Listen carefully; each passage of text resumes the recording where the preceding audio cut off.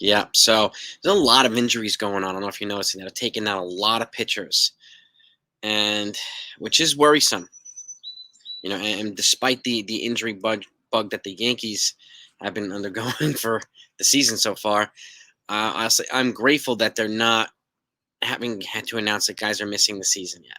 I mean, I know we have Luis Hill going to miss the majority of the season. We know Scotty Frost missed the entire season, but there are other guys from teams, and we'll go through this. Okay. And remember, I don't only talk about Yankees here, I talk about other teams as well. So if you're a fan of any team and you're not subscribed to this channel, please do so before you leave. Okay. Let's talk about some of these guys. Robbie Ray. And again, I bring up Robbie Ray and a couple other guys because he's on a team. He's now with the Seattle Mariners, but that potentially, can be a roadblock to the Yankees in the postseason. So he's going to miss the entire season. Have surgery for flexor tendon, surgery for his flexor tendon. So on his flexor tendon. So it's a debilitating, loss for them. He's one of their high ticket pitchers, and and then they've got Luis Castillo now, and they've got some other pitchers there. But he was one of their top, one of their 1-2 punch there, part of their 1-2 punch. Now they're losing the two, so that's a tough loss for the Seattle Mariners. I mean, it really is. And then you have Jeffrey Springs with the Tampa Bay Rays, a more direct obstacle to the Yankees because they're in the same division, the AL East. He's going to miss the season with Tommy John surgery. And so, again, some breaks for the Yankees, and hopefully the Yankees will get better instead of worse in terms of health, right? And yes, but like I said, it is frustrating to have so many injuries on the Yankee side. But at the very least, I'm grateful that we don't have to say that multiple guys are going to be missing the season. So I'll take that, especially with the impact of some of these pitchers. More significant than the Frankie Montas has been for the Yankees, right? More significant than some other guys have been for the Yankees. Yeah, it stinks being out Rodon right now. It stinks being out Severino, but we know they're coming back soon. These guys are not. So that I find, to a degree, comforting. I don't know if it does you, but it does for me. Now, this guy we faced yesterday, Kenta Maeda from the Minnesota Twins. Yankees beat up on him. I think he gave up 10 runs. They pounded him. And now he's got elbow soreness. He had Tommy John surgery. I think it was 2020 or 2021. So he did have reconstructive surgery as a member of I think Dodgers at the time. Then he signed with the Twins as a free agent. And but another team here, the Twins, who they've established themselves as potential playoff contenders. Now you saw how they played the Yankees in 2 series already. They tied it and they won one.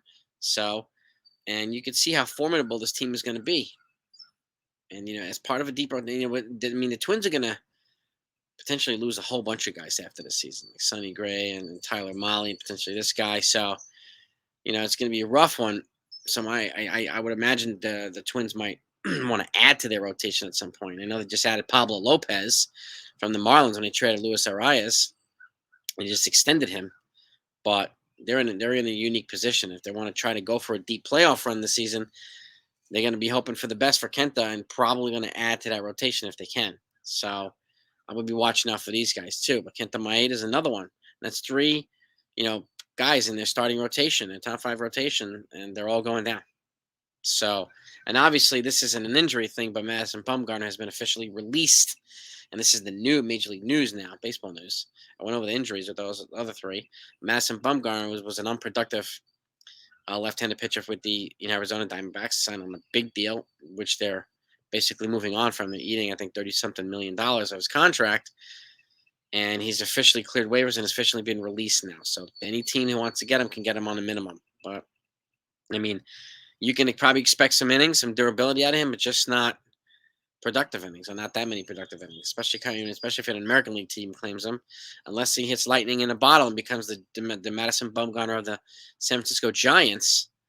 I wouldn't be putting my hopes up too much. If this guy is a representative of a guy that the Yankees are looking for pitching depth, that's buyer beware, big time buyer beware, right? And again, I would be picking Matt Crook before Bumgarner, in my opinion. So that's the one piece of news. And the other piece of news on the same team, Arizona Diamondbacks, prospect.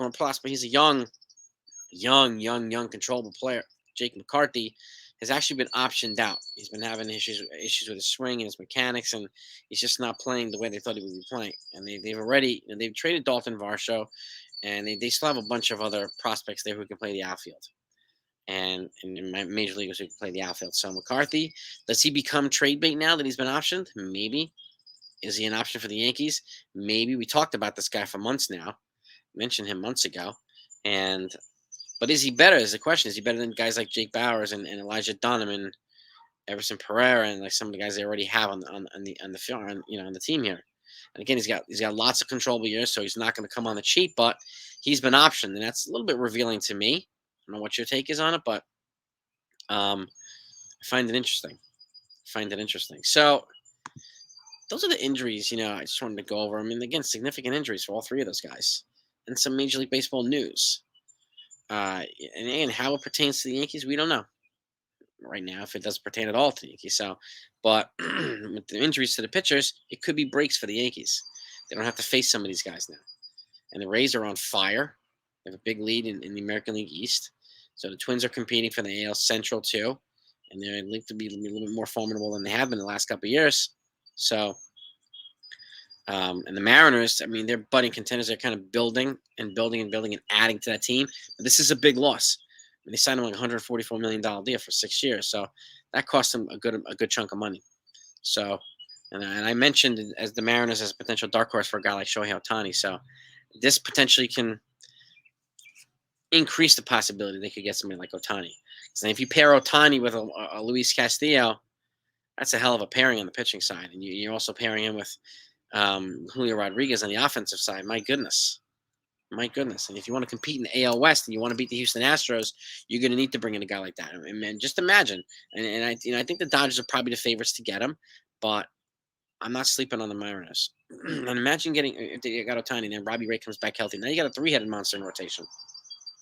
So just like that, and all you need to do is spend money.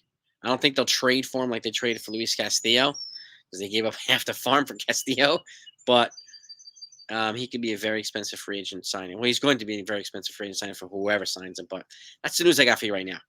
Okay, we'll be back later with the Yankees lineup.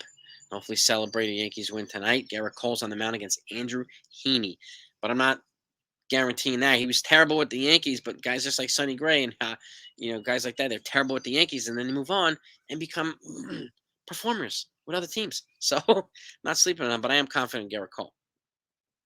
So we got to face Jacob deGrom tomorrow. Clark Schmidt versus deGrom tomorrow. So that's going to be an interesting matchup too. But 4 games against the Texas Rangers now. And tonight's the NFL draft. So it's a big night of sports. Keep you all updated. And I'll talk to you later.